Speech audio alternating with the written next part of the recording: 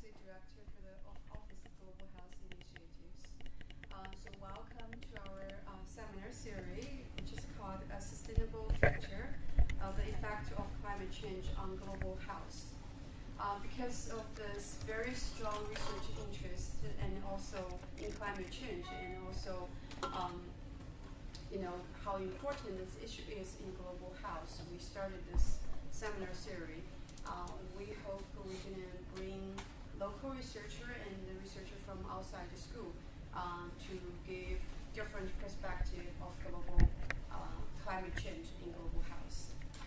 So our today's speaker is Dr. Nicholas Rajkovich, and he is currently assistant professor in the Department of Architecture, and he earned his master from University of Oregon and his PhD in urban and regional planning from University of Michigan.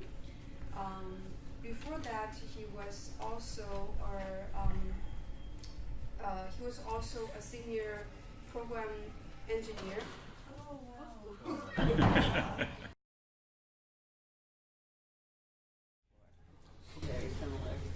So, believe it or not, heat waves are actually one of the leading causes of death in the United States. The CDC has estimated that more people die every year from heat waves than any other type of natural disaster.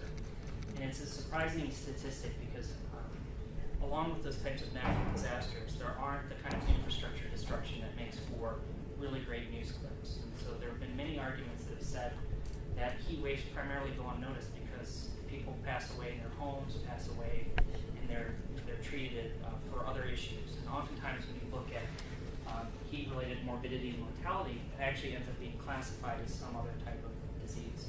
So someone had heart disease, someone had respiratory disease. But in many cases, when you look at what happens during these extreme heat events, right, that begins to precipitate and you have increased mortality on those days. The big push in public health and planning communities has actually been to provide more air conditioning systems to folks to make sure that they aren't exposed to those high temperatures on the highest heat days. There's actually a lot of problems with air conditioning systems.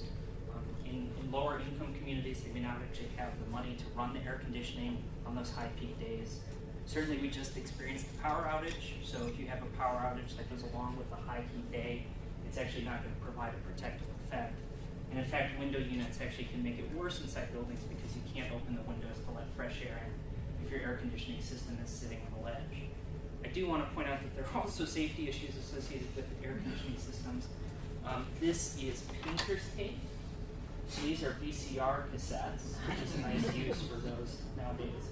And so there have been people in New York City and other cities with tall buildings that have been killed by air conditioning equipment falling out of the building. So not the recommended installation protocol for window AC systems. There are a lot of different fields that are interested in looking at and understanding what contributes to heat-related morbidity and mortality. The US EPA has been championing looking at what's called the urban heat island effect. So in cities, there's actually, because there's more pavement, there's less trees, but also because of automobile pollution or thermal pollution from buildings, city centers can actually be as much as 9 degrees hotter than the surrounding countryside. That certainly contributes to exposure to high temperatures.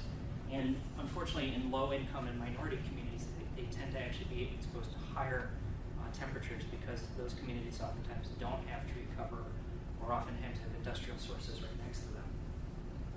From the climatology community, there's a lot of concern about changes in the climate over time. That although we may have very gradual average temperature changes, we're actually seeing the extremes change quite a bit because of climate change. One of the unfortunate expected impacts of climate change in Buffalo is we're going to see more lake effect snow days and lake effect snows like we had this past November. But on the flip side of that, in the summertime coming up, many more days over 90 degrees Fahrenheit, all of which contribute to exposure. On the building side, there's actually been a lot less research that's happened after the 1995 heat wave that hit Chicago, Illinois, where over 700 people died. There were only a couple of papers in the building science literature that looked at what might have contributed from the building science side to that increased morbidity and mortality. The one paper that comes up is just showing how in the case of insulation being put in the roof, they actually could dramatically reduce temperatures indoors. And other folks have done research to try to understand different socioeconomic factors and demographic factors that actually lead to differences in vulnerability within cities and begin to map those things out. So this is a really quick way to go through 4 different literatures that are all looking at this issue totally differently. No one is actually doing anything incorrectly, and everybody has got a very good handle on how their different systems work. The question is how do we begin to bring these different ideas together and look at them and pull them into our programs? The case example of what I looked at for my research when I was a graduate student at the University of Michigan was Cleveland, Ohio, Cuyahoga County, Ohio, which is located in the northeast corner of Ohio. It's the most urban city in Cuyahoga, within the state of Ohio. Actually, about 90% of the county has actually been developed. There's only a very small amount of farmland here that's actually left and hasn't been kind of plowed under. But believe it or not, Cleveland was actually called the Forest City at one time.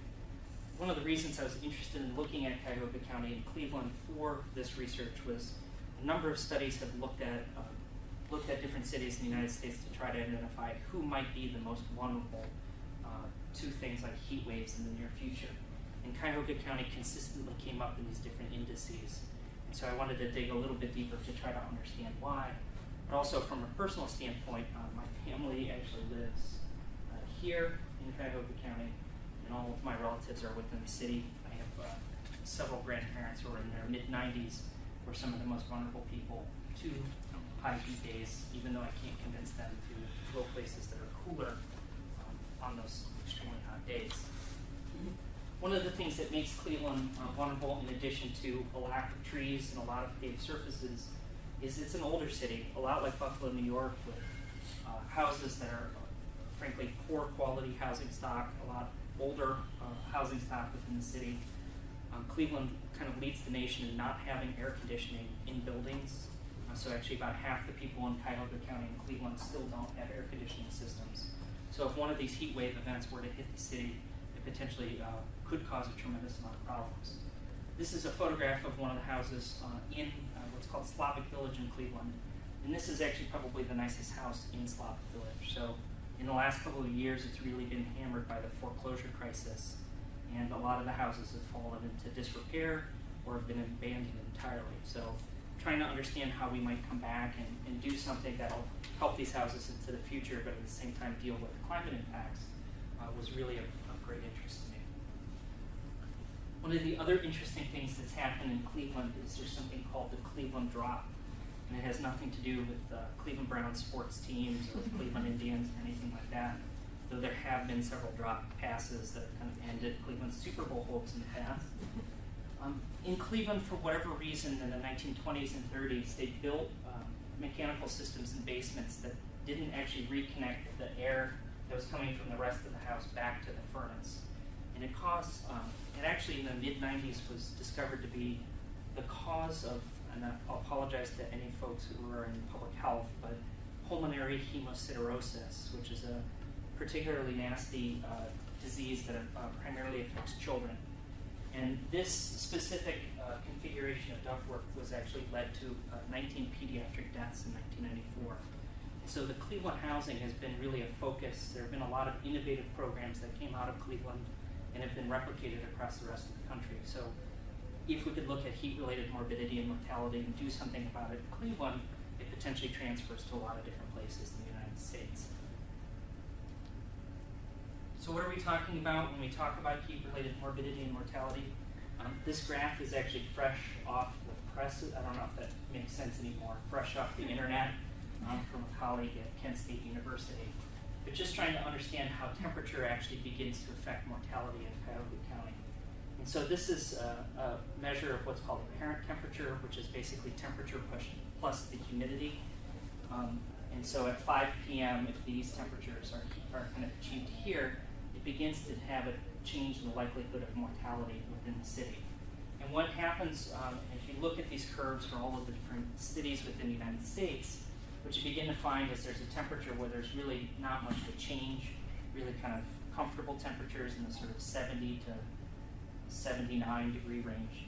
But as you get much above that, or as you get much below that, over time with the cumulative exposure to temperature, there's actually a measured increase in mortality. So this is the calculated from data from 1971 to 2010. And what this is kind of the 95% confidence interval around that. So on extremely cold days like we had in the winter, you expect within 2 weeks of having that kind of event to have more people going to the hospital or potentially passing away from it. What's interesting is it's fairly flat all the way down to these low temperatures. That's something that you commonly see in northern cities, which may be more adapted to cold climates. But very quickly on these hot days, and you can see as you get from about 85 degrees and hotter, the mortality goes up as high as potentially about 50% if you have one of these extreme days.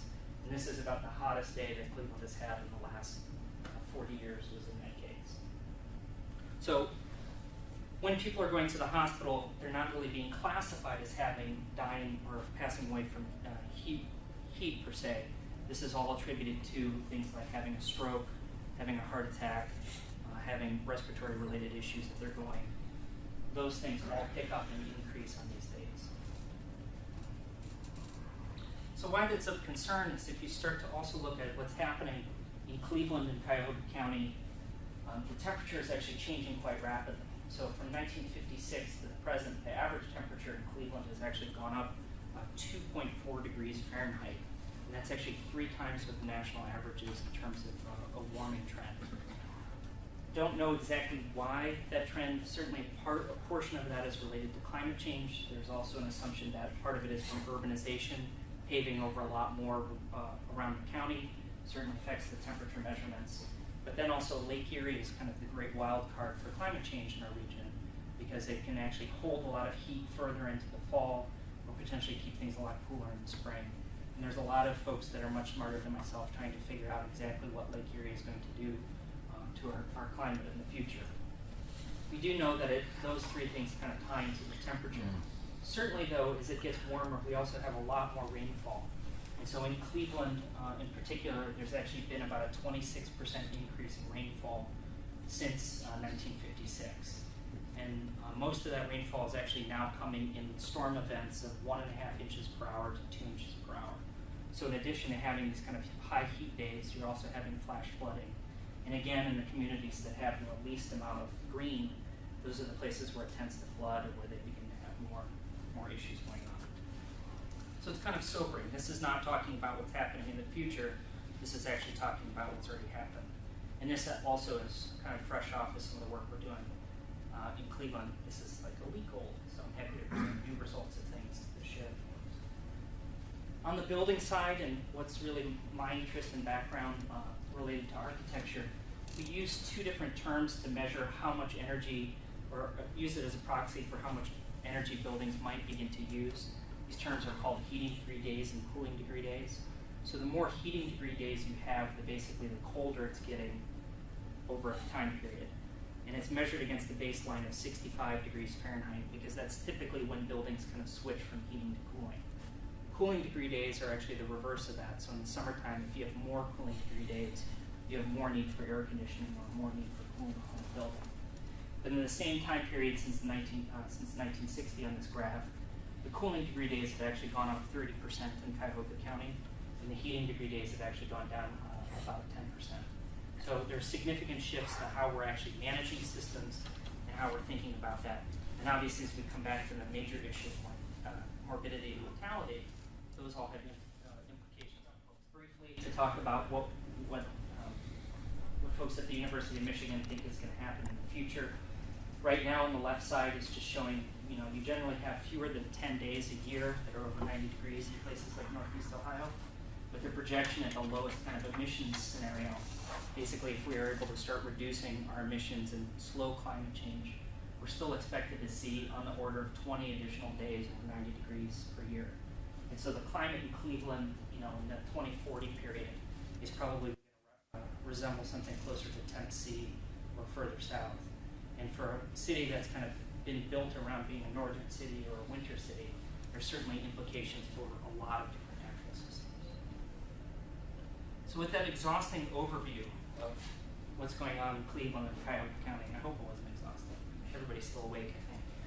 I want to talk about what that has to do with energy efficiency programs and how that ties to some of my interests in buildings. So in the United States, one of the largest programs that we have for improving people's homes is called weatherization. And weatherization is targeted to low-income and elderly communities and Native American communities to improve the energy performance of homes. What these programs try to do is actually seal the houses to reduce unwanted air infiltration, which causes more heat to be used in the wintertime or cooling to be used in the summertime, but also to put insulation into the houses, improve things like the furnace quality so that these folks don't have a high burden on their electric bills or on their natural gas bills. Most folks have only about 8 or so percent in the United States of their total salary goes towards fuels related to the house. In low-income communities, it can be as much as 25 or 30%. So these houses, doing this kind of work on houses really can put a lot more income into folks' pockets who are living in these communities, and then they can spend it on other things or use it for kind of more critical services. The weatherization program is a huge program. It's been around since 1976. The Department of Energy underwrites the program and sends money to a lot of different communities to do this work. Central to the idea is that a house is a system. And so all of the different things that every single system in the house comes together into this one larger idea. And so if you're tying things, tightening up the envelope, adding insulation in the attic, things like that, that affects different systems within the house. And they really try to teach the weatherization folks to be mindful of how weatherization can actually impact health. That can be a real challenge because this is a huge federal program. So the Department of Energy gets an allocation from Congress every year.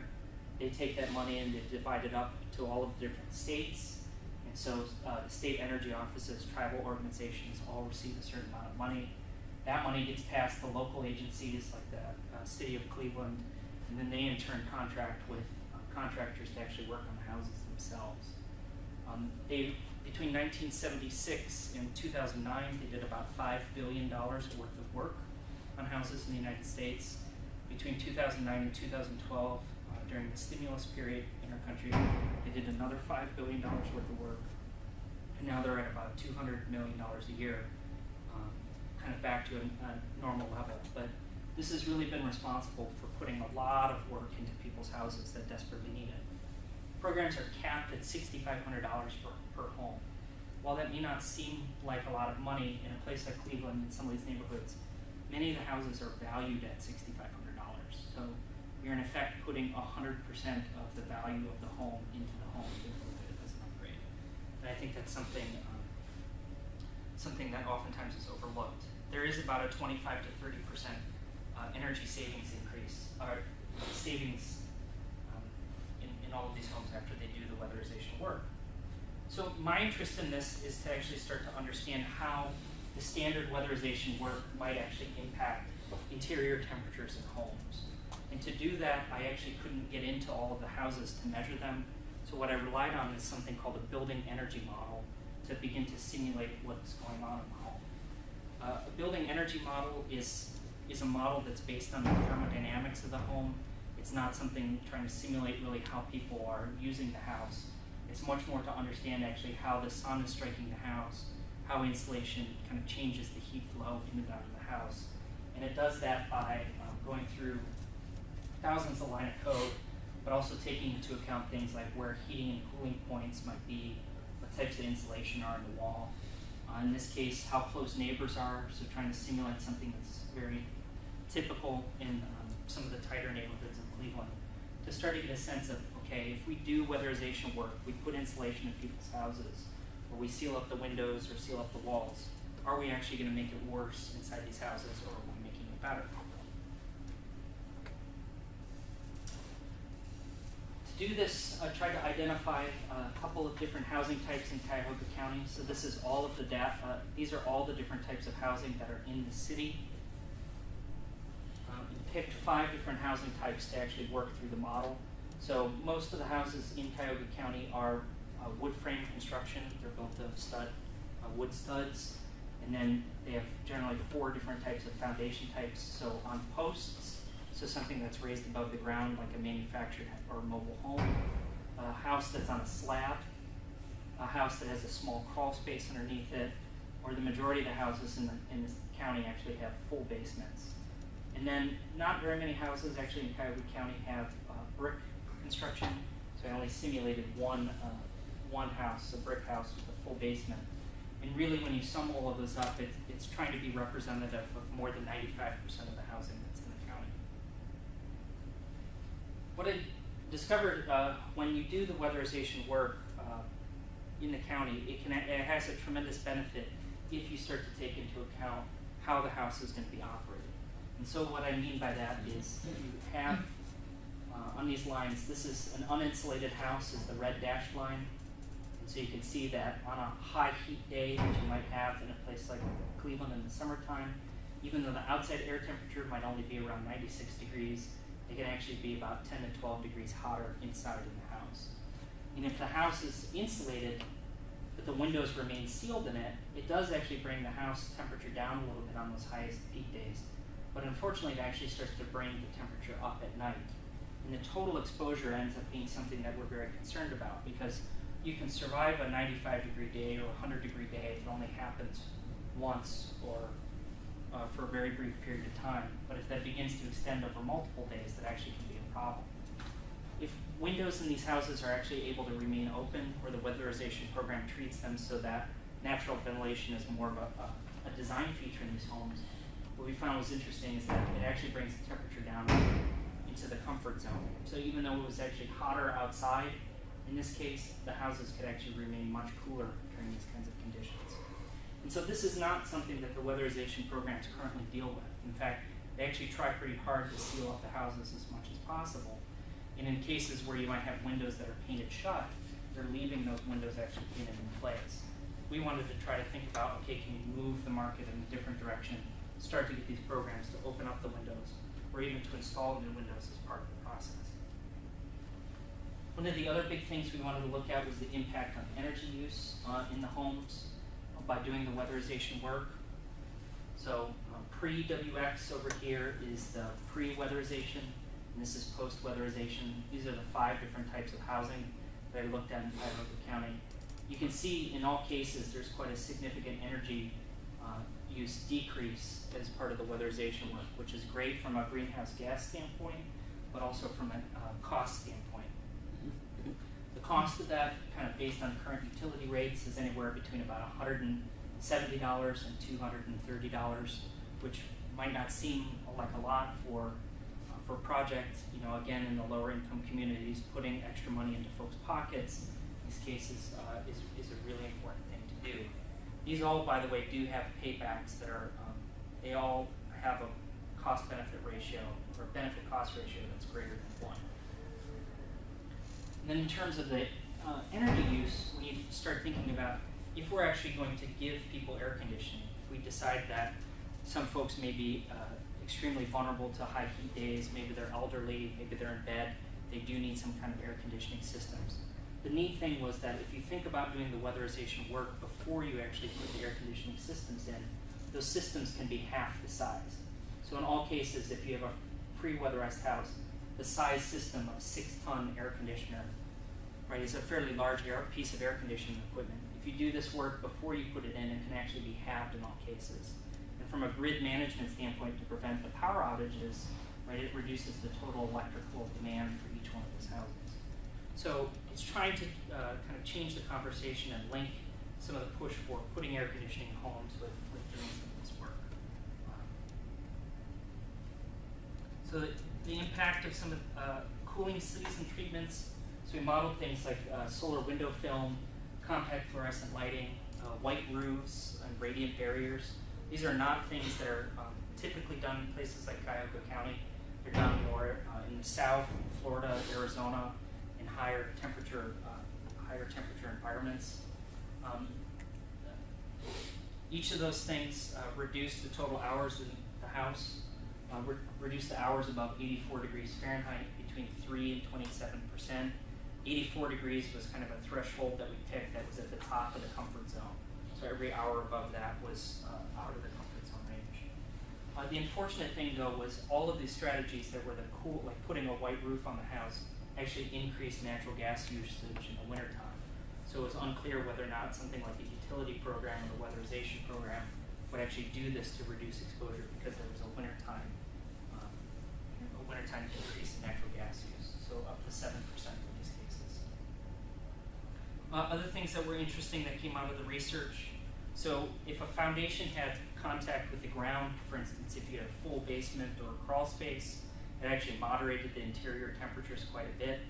Why this ends up being important is it might help you to actually identify houses that that might be more vulnerable during a heat wave.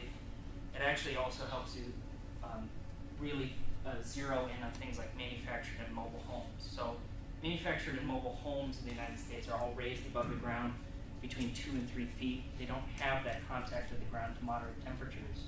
We were actually surprised to see that those houses could get over 110 degrees Fahrenheit on a typical kind of 90-degree day.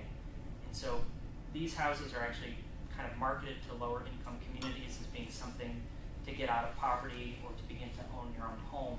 It was kind of a surprising thing to see and something to dig in a little bit more in the future. Other types of homes, like basement or slab foundations, had much lower temperatures. And like I think I just mentioned a second ago, this could all be used to create new types of exposure maps for the city. So just some conclusions from that research.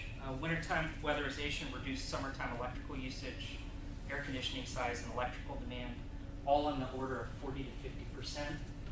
In this case, it's tying together grid management, it's tying together greenhouse gas goals, low income, poverty programs, and health all into one piece, which I think is a great thing to begin to see. When it's combined with natural ventilation systems, you really could keep these houses in the comfort zone. And that means something about changing the policies, the way the weatherization programs are currently written, to start including these in systems. So the theme or the moral to the story was make houses tight, make sure that they're ventilated right, and then after you've done that, then only consider the air conditioning system. And the configuration of housing, again, things like the roof color or the foundation type, can actually triple exposure to high temperatures. So this research was actually done over the last couple of years, as I mentioned, when I was at the University of Michigan. I'm now very fortunate to be working with the City of Cleveland and the Kresge Foundation on a grant where we're actually trying to put some of these pieces into place. The neat thing about it is some of the results, the thing you always want, I guess, out of your research is to have it start being put into practice. So we're actually trying to take some of the data we learned from the energy modeling and create maps for neighborhoods where we said, based on what we found in the energy modeling, can we identify individual homes or quadrants of neighborhoods that may actually have higher exposure to temperature based on the configuration. So in this case, we actually drove through this neighborhood. I can't tell you which neighborhood it is because it's actually, you can actually see people's parcels of their houses. It's not a great neighborhood in Cleveland. One of the people on our team actually sent their parents their will because they were very nervous about going into this neighborhood in Cleveland, but it's not that bad. It was an overreaction. But what we did was actually go around and create a spreadsheet where we identified and looked at each of the homes to see what type of home they were, whether it's a wood frame home or brick home, what the color of the roof was, how much tree cover there was in the neighborhood, but then also looking for things like, are there vacant, open, and dangerous homes? So in this neighborhood, anything that's kind of black is actually a house that is totally open to the elements, has been abandoned in one form or another. Anything that's white is a lot that's totally open. So you can see pretty quickly there's kind of a lot of missing teeth in this neighborhood that all contributes to the crime and kind of other issues. But then trying to identify from the energy modeling, okay, what do we expect the interior temperatures to be, the exposure to temperature to be in some of these homes, to see if we can get a sense of, okay, should we be pushing different things in different neighborhoods, planting trees on some of these vacant lots, or increasing the amount of green space in locations to reduce exposure. Other things we were trying to do for the communities is actually to see, in this case, one of the people in the neighborhood had a wheelchair ramp, which indicates limited mobility. We know from the literature that folks with limited mobility may actually have a lot more problems during high heat days. So if this is something where it's a neighborhood map, you can go and check on your neighbors during these conditions, it might help to reduce some of that morbidity and mortality. So this work is actually tying back into the City of Cleveland's Climate Action Plan.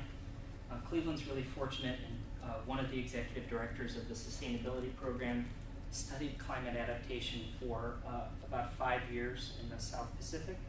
And so he's actually really pushing hard to not only reduce greenhouse gas emissions, but understand on the adaptation side how we can reduce vulnerability in neighborhoods. So it's great to have that kind of support.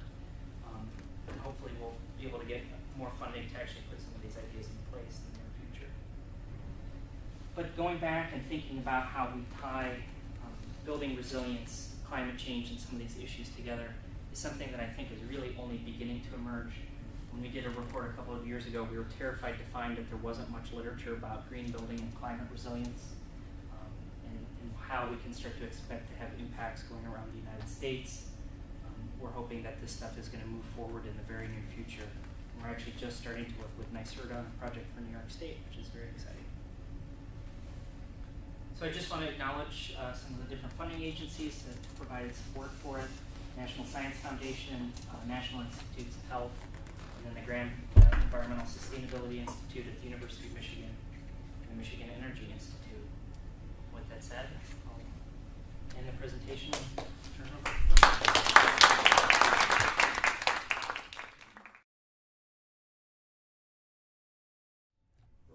But it's a political issue. What's the latest politics on putting wind farms on along the South Shore of Lake Ontario, like Cleveland, for example?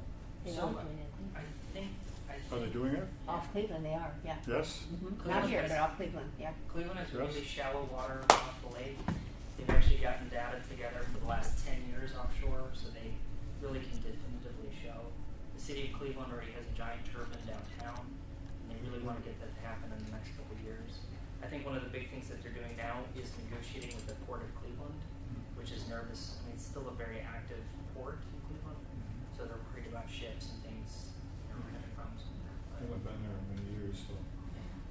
But I think the neat thing, I feel very lucky to be in Buffalo working on these things, because these are kind of two sister cities, and I think there's a lot of potential, a lot of knowledge exchange between them. One more question? In terms of the indoor air pollution that was raised, do you put in any air exchanges, or is that prohibitively expensive? No, so actually in the last 3 years, they've been putting in fan-driven ventilation into the homes. It's only been in the last couple of years that they've really figured out a way to super tighten the homes on the budget that they have. So now they're beginning to put in, heat exchangers to make sure that there's always a fresh supply of outdoor air coming in. I personally think it's a good thing that they're doing that, because it's no longer relying on air that's infiltrating from wherever. If you imagine the cracks in the house, it can be going over anything in the attic or on the walls or in the windows. So hopefully that'll start to improve air quality in these homes just in general. But I think it's still an evolving science. And if you want to see some of the most heated debates, you can go to an ASHRAE standards meeting, when they meet every year to talk about what the new ventilation and energy standards should be. And you have health people on one side of the table and energy people on the other side, like yelling at each other. Like literally yelling at each other about what the ventilation rate should be. So it's kind of exciting. But in super insulated houses, they use that technology, and it appears to work. It does. But there's debate about whether it should be 15 cubic feet per minute or 30 cubic feet per minute per person or 60 or 100. But we need our sleeping porches. Bring back, it was a nice strategy. Thank you very Thank much. you. Thank you very much.